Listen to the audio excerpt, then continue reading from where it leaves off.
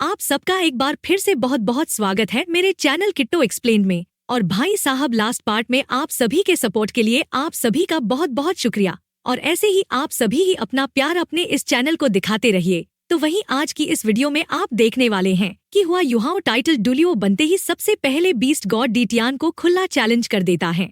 और उनकी इस फाइट से सन मून एम्पायर के कैंप में वो तबाही मचती है जो शायद आगे के पूरे जंग की दिशा ही बदल सकती है। और क्या सन मून एम्पायर की आर्मी इस अचानक हुए हमले से उभर पाएगी या नहीं? और इस एपिसोड में ही हम पहली बार सोल लैंड 3 के main female protagonist silver dragon king Gu Yuena की एग्जिस्टेंस का पता भी चलने वाला है। और ये सब तो आप मेरे इस वीडियो को खत्म होने से पहले ही देख लें। लेकिन इस वीडियो में आगे बढ़ने से पहले लास्ट पार्ट में क्या हुआ था उसका एक छोटा सा रिकैप कर लेते हैं। लास्ट पार्ट में डीटियान को जैसे ही पता चलता है कि युहाओ का कनेक्शन उससे टूट गया है तो वो उसे ढूंढने श्रेक एकेडमी में आ जाता है। लेकिन वहाँ उसकी फाइट लेवल 99 के डिमी गॉड एल्डर जुआन से हो जाती है। लेकिन जब जुआन लाओ हार मानने का नाम भी नहीं लेते हैं तो डीटियान ने अपने ह्यूज डार्क ड्रैगन स्वॉर्ड को समन कर लिया होता है। और अब आगे इस एपिसोड में हम देखते हैं कि डीटियान अपनी डार्क ड्रैगन स्वॉर्ड को लेकर एक भयानक purple light K slash attack से जुआन लाओ पे अटैक कर देता है। और इसकी वजह से आसमान इतनी जोर से फटता है कि हर तरफ की ग्रेविटी तक टूट जाती है। और एल्डर जुआन का गोडली टाउटी बुल उस फटे हुए आसमान में फंसकर हिल भी नहीं पाता और वो खतरनाक स्वॉर्ड सीधा उनके सींगों के बीच जा घुसती है जिससे एक बहुत जोरदार धमाका होता है। जिसके बाद एल्डर जुआन के सींगों के बीच घूम रही 2 येलो रोशनी की किरणें किसी तरह उस अटैक को रोक लेती हैं। लेकिन उनका ह्यूज बुल 5000 मीटर से सीधा 2000 मीटर तक नीचे गिर जाता है। और दोस्तों, मैं आपको बता दूं कि वो बुल खुद 1000 मीटर लंबा था, इसलिए ऐसा लग रहा था जैसे वो सीधा श्रेक सिटी पर ही गिरने वाला है। और बड़ी मुश्किल से वो अपने पैरों के नीचे येलो क्लाउड्स बनाकर खुद को सपोर्ट दे पाता है। जिसके बाद डीटियान अपनी जगह पर ही रुका रहता है और अपनी उस ह्यूज स्वॉर्ड को एल्डर जुआन की तरफ पॉइंटेड रखता है। और दोस्तों, यहाँ मैं आपको बता दूं कि उसकी आंखें इतनी डरावनी लग रही थी जैसे कोई डेविल गॉड ही सामने खड़ा हो। और यही थी डुलियो कॉन्टिनेंट के सबसे ताकतवर इंसान की पूरी एब्सोल्यूट पावर। जिसके बाद एल्डर जुआन को अचानक खुद को बहुत पावरलेस महसूस होता है क्योंकि उन्हें समझ आ जाता है कि रेजोनेंस मेथड से बने सोल कोर और यिन यांग कॉम्प्लीमेंट से बने सोल कोर में कितना बड़ा फर्क है। और उनकी सोल पावर की डेंसिटी डीटियान के सामने कुछ भी नहीं थी। लेकिन फिर भी एल्डर जुआन को पता था कि वो पीछे नहीं हट सकते क्योंकि अगर डीटियान इस क्रिटिकल मोमेंट में युहाओं तक पहुंच गया तो शायद वो कभी अपने बॉटलनेक को पार नहीं कर पाएगा या फिर उसकी जान भी जा सकती थी। जिसके बाद एल्डर जुआन अपनी आंखें बंद करते हैं और उन्हें एल्डर मुएन की वो आखिरी रिक्वेस्ट याद आती है। और आगे उनका ह्यूज बुल बॉडी सीधा आसमान में उड़ने की जगह नीचे ही रुक जाता है। और फिर वो फॉर्म बदलकर वापस एल्डर जुआन में बदल जाते हैं और उनकी पावरफुल ऑरा भी गायब हो जाती है। जिसके बाद डीटियान के चेहरे पर हल्की सी मुस्कान आ जाती है क्योंकि उसे लगता है कि शायद एल्डर जुआन ने हार मान ली है। लेकिन तभी अगले ही पल एल्डर जुआन के शरीर से एक प्रिमोडियल ऑरा निकलने लगती है और आसमान में एक ड्रैगन की धीमी मगर बहुत गहरी दहाड़ गूंजती है और उनके शरीर के चारों तरफ हल्की येलो फ्लेम्स उठने लगती हैं। और दोस्तों, यहाँ मैं आपको बता दूं कि ये कोई आम ऑरा नहीं थी बल्कि ड्रैगन्स की असली ताकत और अथॉरिटी वाली ऑरा थी, यानी प्योर ब्लडलाइन की सप्रेशन पावर। और इसे महसूस करते ही खुद डीटियान का दिल भी एक पल के लिए सिकुड़ जाता है। जिसके बाद दोस्तों, मैं आपको बता दूं कि डीटियान ने पहले भी ये ऑरा महसूस की थी जब ग्रेट स्टार 2 फॉरेस्ट में बीस्ट वेव शुरू हुई थी। और उस वक्त वो कई दिनों तक उससे आजाद नहीं हो पाया था। और इस बार वो असल में टाउटी की पावर थी जो ड्रैगन गॉड के 9 बेटों में से एक है। और एल्डर जुआन ने अपने ब्लड में छुपी हुई वो टाउटी पावर फाइनली जगा दी थी, जिसे देखकर डीटियान गुस्से और हैरानी से चिल्लाता है कि क्या एल्डर जुआन पागल हो गया है और अपनी जान दाव पर लगा रहा है। उसने इतनी बार नरमी दिखाई फिर भी पीछे हटना नहीं जानता। जिसके बाद दोस्तों, मैं आपको थोड़ा समझा दूं कि किसी अल्टीमेट डुलियो के लिए अपनी सोल पावर जला देना खतरनाक तो नहीं होता क्योंकि उसका सोल कोर ठीक रहता है, लेकिन बॉडी को रिकवर होने में बहुत टाइम लगता है। और एल्डर जुआन अभी वही कर रहे थे, अपनी सोल पावर जलाकर अपने खून में मौजूद उस पूरे टाउटी पावर को बाहर ला रहे थे। क्योंकि टाउटी और डीटियान दोनों ही असल में ड्रैगन्स हैं, इसलिए एल्डर जुआन के पास उसे रोकने का बस यही एक तरीका था। जिसके बाद डीटियान को और भी ज्यादा चिंता होने लगती है क्योंकि उसे लगता है कि एल्डर जुआन कुछ भी बताने वाला नहीं है। और इससे उसे यकीन हो जाता है कि हुआ युहाओ जरूर कुछ ऐसा कर रहा है जिसे दुनिया से छुपाया जा रहा है। और अगर एक अल्टीमेट डुलियो अपनी जान तक दाव पर लगा रहा है तो वो काम सच में उतना ही इम्पोर्टेंट होगा। जिसके बाद डीटियान अपने सारे पुराने रिजर्वेशंस छोड़ देता है और उसकी आंखों में गोल्डन ग्लो जलने लगता है। और दोस्तों, यहाँ मैं आपको बता दूं कि ये उसकी सबसे डरावनी स्टेट थी, मतलब अब उसमें मर्डरस इंटेंट आ गया था।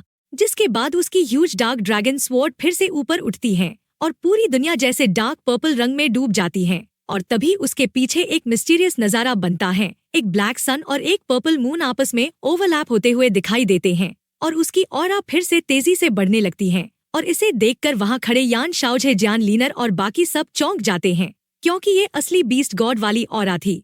और सबको लगता है कि अगर सब मिलकर भी लड़े तो भी वो डीटियान का मुकाबला नहीं कर सकते हैं।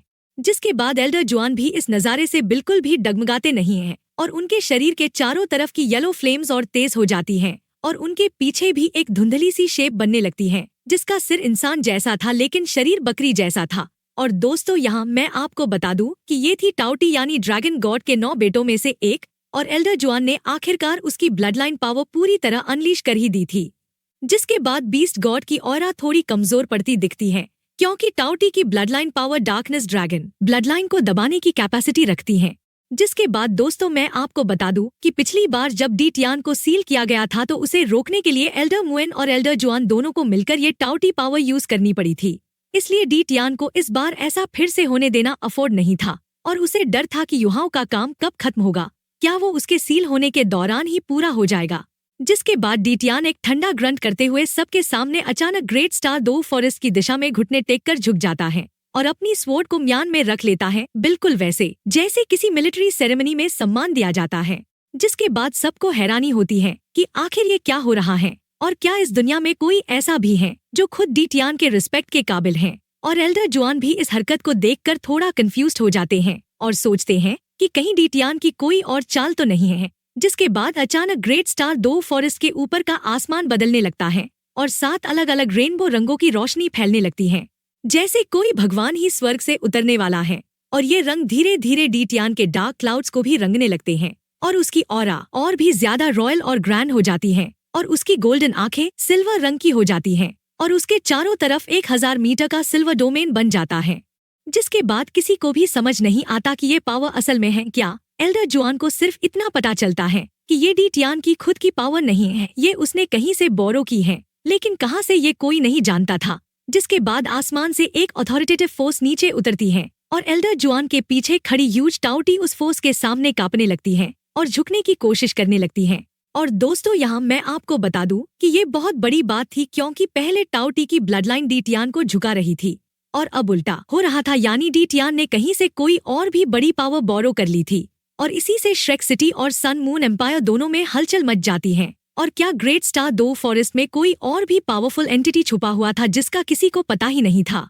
और दोस्तों, मैं आप सभी को ही बता दूं, ये हैं सोल लैंड 3 के main female protagonist silver dragon king Gu Yuena की। जिसके बाद डीटियान अपनी स्वॉर्ड फिर से ऊपर उठाता है और एल्डर जुआन को महसूस होता है कि अर्थ टाइप एनर्जी जिसे वो आसानी से कंट्रोल करते थे वो अब उनके कंट्रोल में नहीं है, बल्कि डीटियान की ऑरा से डरकर झुक रही हैं। और ये सोचकर उनका दिल बैठ जाता है, क्योंकि उन्हें समझ आ जाता है कि अब उनकी सोल पावर जलाने से भी कुछ नहीं होगा और अब ये वार सच में अर्थ शैटरिंग होने वाला था। लेकिन ठीक तभी आसमान में एक बहुत साफ और तेज आवाज गूंजती है और वो बोलती है, बीस्ट गॉड, अपना गुस्सा दूसरों पर क्यों निकाल रहे हो? अगर मेरी जरूरत है तो मुझ पर आओ, हुआ युहाओ यहाँ तुम्हारा इंतजार कर रहा है। और दोस्तों, मैं आपको बता दूं कि ये आवाज इतनी तेज नहीं थी, फिर भी पूरे बैटलफील्ड में सबको साफ साफ सुनाई दी थी। यहाँ तक कि 50 किलोमीटर दूर खड़ी सन मून एम्पायर की पूरी आर्मी तक भी ये आवाज पहुँच गई थी।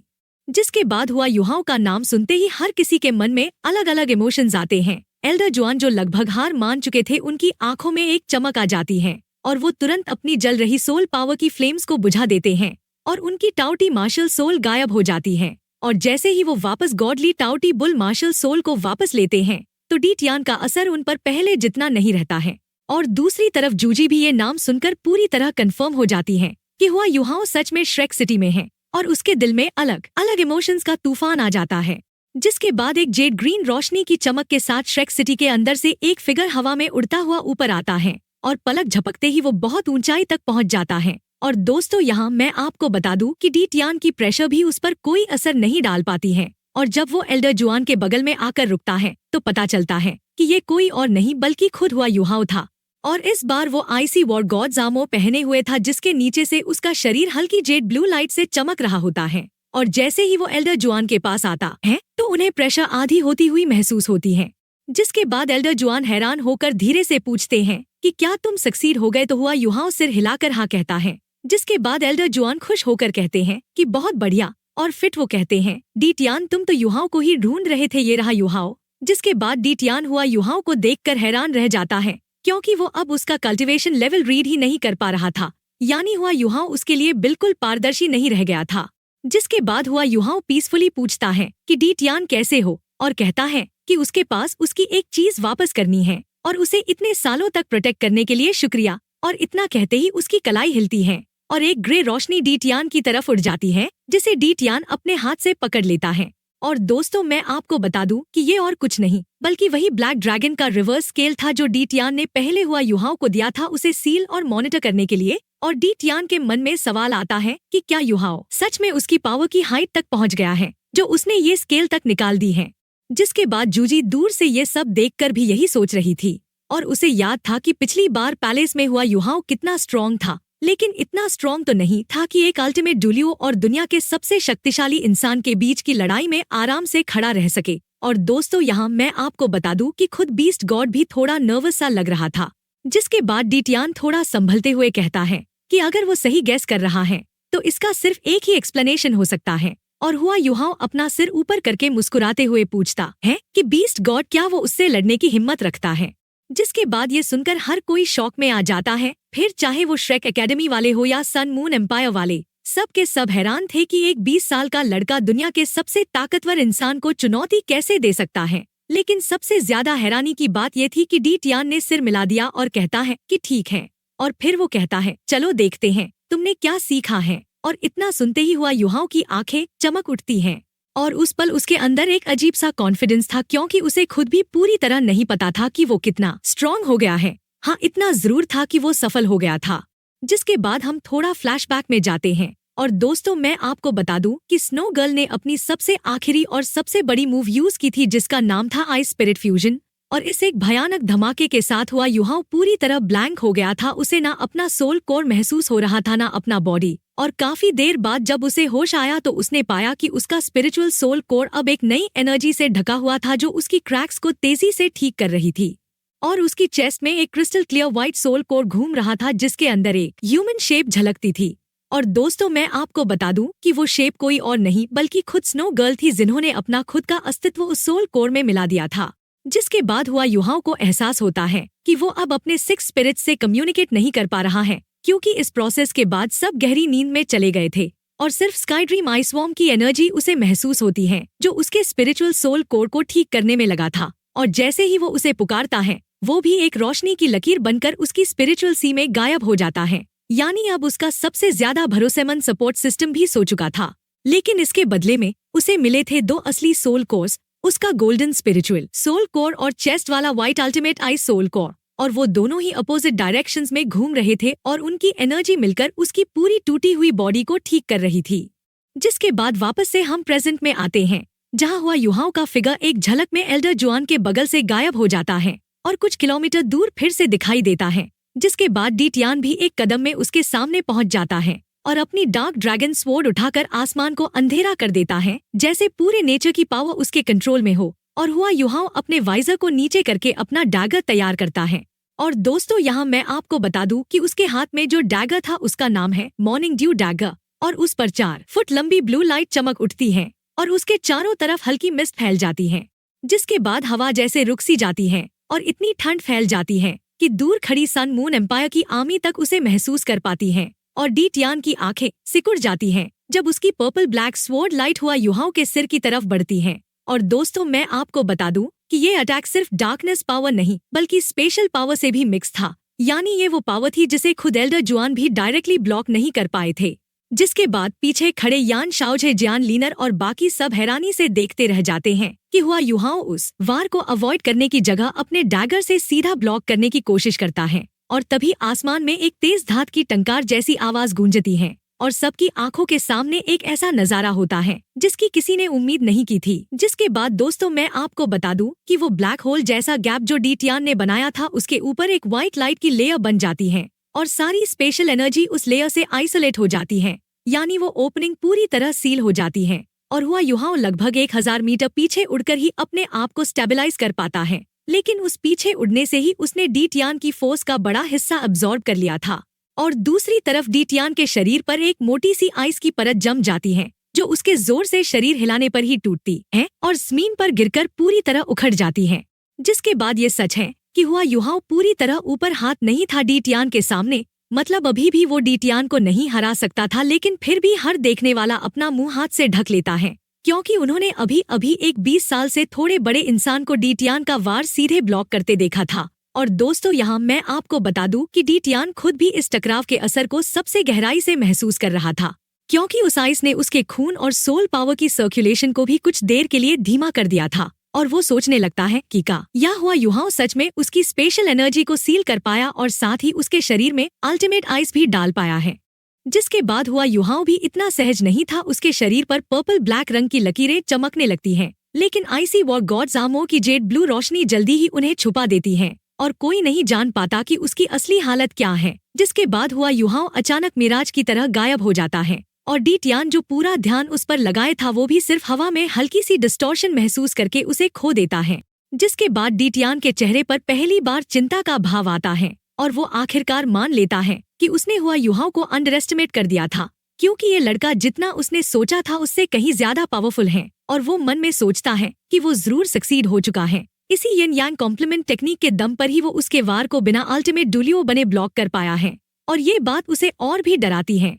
इसलिए वो ठान लेता है कि किसी भी कीमत पर इस लड़के की ग्रोथ को रोकना ही होगा, वरना फ्यूचर में उसे कंट्रोल करना नामुमकिन हो जाएगा। जिसके बाद डीटियान अपनी आंखें बंद करके एक गहरी सांस लेता है और अपनी स्वॉर्ड उठाता है। उसकी कोई मरने की नियत नहीं थी, लेकिन वो आज किसी भी कीमत पर उसे पकड़कर ग्रेट स्टार 2 फॉरेस्ट में हमेशा के लिए कैद करना चाहता था, ताकि वो जो ताकत इतनी मेहनत से बनाई थी वो भी नष्ट कर दे। और जब हुआ युहाओ वापस अपीयर होता है तो वो डीटियान के पीछे होता है और उसका आईसी वॉर गॉड्स आर्मर एक चमकीली जेड ब्लू स्मोक छोड़ता है जो उसे लगभग 5 किलोमीटर आगे ले जाती है और वो धीरे धीरे सन मून एम्पायर की आर्मी की तरफ बढ़ने लगता है।